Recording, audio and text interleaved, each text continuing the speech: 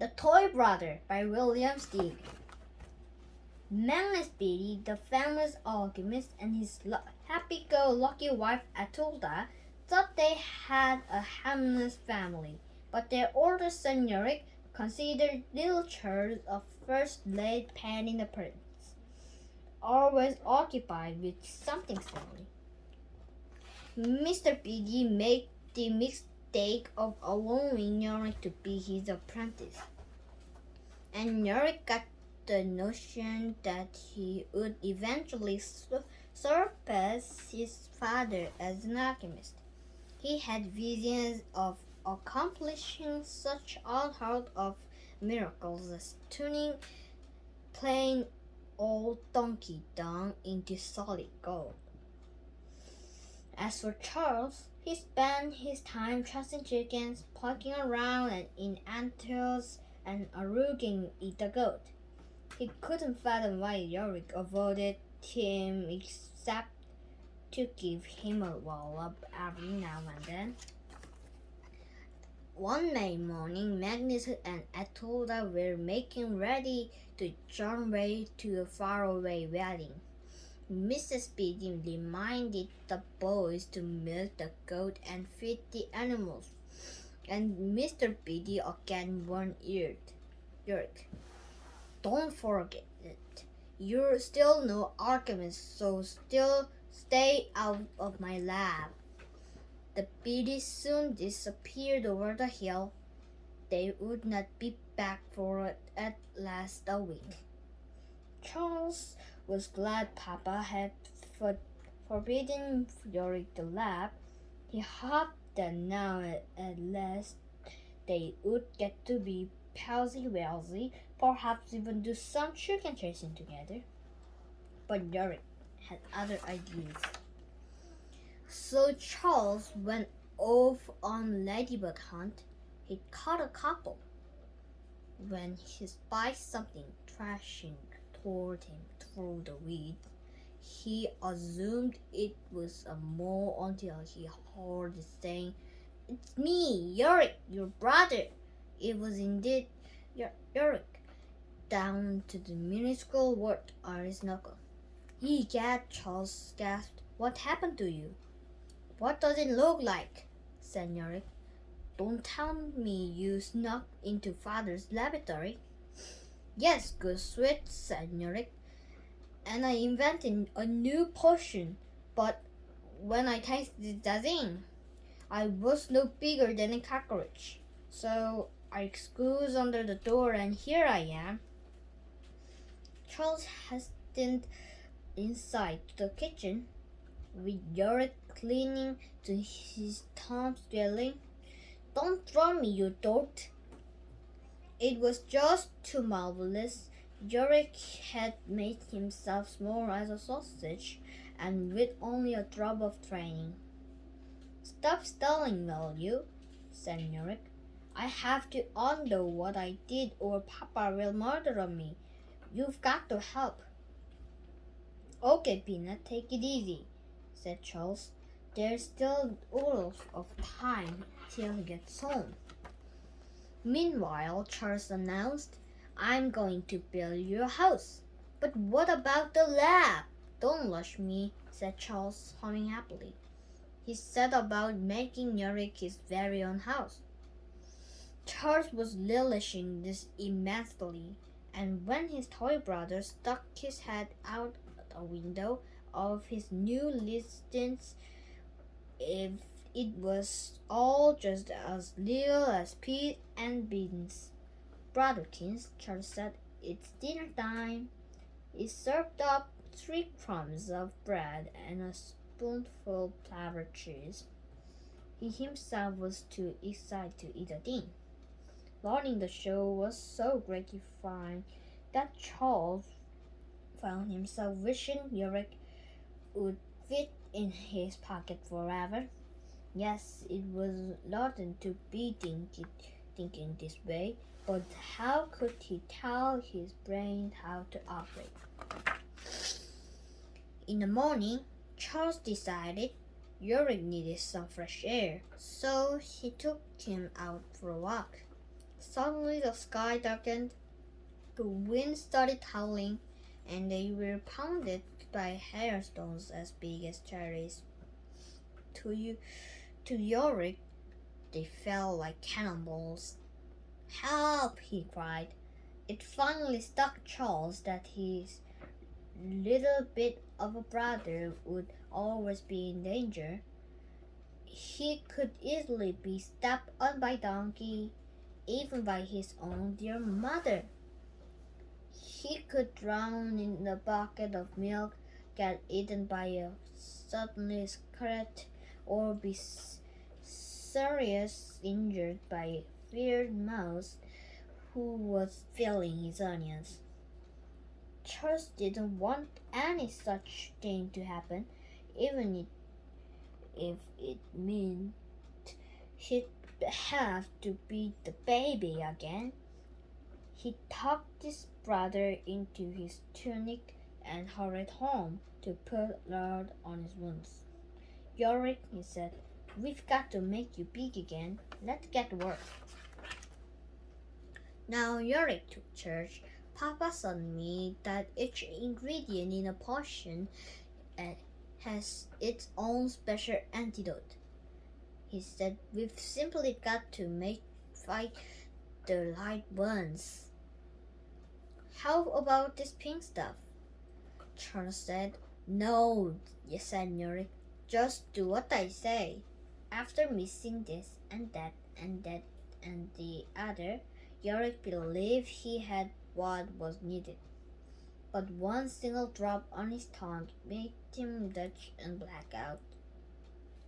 Charles was sure Yorick was dead, but he came to in less than a minute, looking very embarrassed. Brother, he said, this is the job for a professional.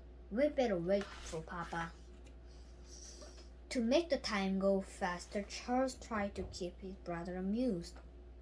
First he dressed a goat up in one of his mother's best outfits, and then he squeezed the pig into his father's purple tunic. But Yorick wasn't amused.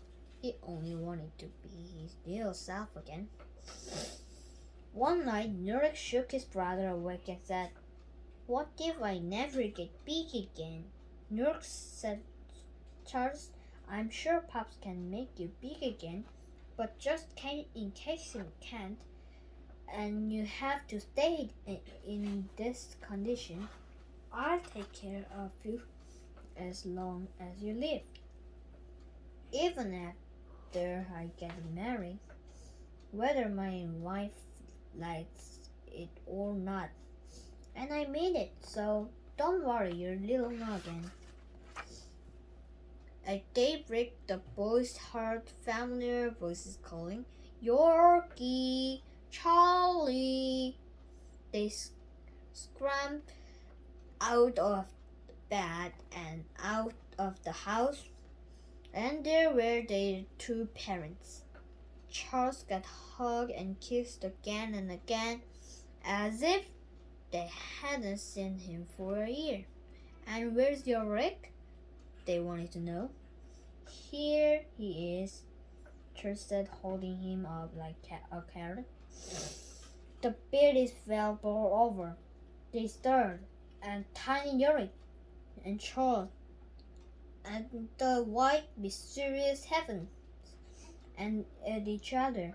At last Mrs. Beatty took up her son, kissed his little head, and held him to her bosom. My cheek, she sobbed. My itty-bitty bundling. Alack a day, the father murmured. What happened? And Yorick, his flabbergasted parents hunched over him, told them his shameful story. Magnus Beatty carried his son straight to the laboratory. Is your original posture still here? He asked. Yorick showed him the flask and every hid food in it.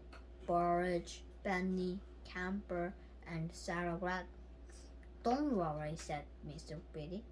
I can whip up the cure in a minute. But the cure had no fat. Are you sure you remember everything, Yorick? Think. Yes, father, I did. Well, think harder. Something's got to be missing, said the famous alchemist. The antidote isn't working. I told the bee cheerfully started making tiny clothes for her tiny son. A tiny bed with a tiny bedspread, a tiny chair with a cute little cushion. She cooked him tiny puddings and baked him dainty pies. Her new baby kept her too busy to worry. Tilda, Mr. Biddy said finally, I give up. Well, said his wife, so he'll stay this way. Who cares? He's strong, handsome, and brave, and he has a fine horoscope. Let me drink some of your potion, she said. Then we can be twins. Gazooks, said Mrs. Biddy. What another idea! I'll drink it too, and be a proper mother for you both. Perhaps Mr. Biddy will join us like a proper father. And who, Mr. Biddy screamed, will look after us minikins? Everyone climbed up. That evening, after a supper consumed in silence, Mr. Biddy said, Son, I fear you are fated to be our little elf forever. And he sighed a long, sorrowful sigh, reeking of ginger. Ginger! Ginger! You cried. I ate some ginger before I drank my apple potion. Aha! Magnus Biddy exulted. Ginger that I fished from another pond. Is it any wonder there was no transmogrification? Now I know what to do. They all ran to the lab. There the truly wise alchemist took his original formula for restoring his son's stature and added patches to concrete the ginger. He fed the mixture to Yorick, citing these words: organis, organis, fofle, cadorol flag, gaffaful, a caffafleur, a cafferum. Magnus Biddy chewing his lip, his wife chewing her nail, and Cher's chewing her elbow, all stood goggle-eyed as Yorick swallowed the antidote, shivered, shook, and shook straight up to his forehead. Whereupon the whole Biddy family, especially the proud father, went all together out of their medieval minds. They hugged and kissed, wept, laughed, sang, and yodeled, then laced around like a bunch of ants. But Yorick still dreamed of turning donkey droppings into gold, and little Charles developed a passion for to make toy dolls, which somehow all resembled Yorick. The two brothers Cecily apprenticed each another now, except when they were having a fight. Thank you.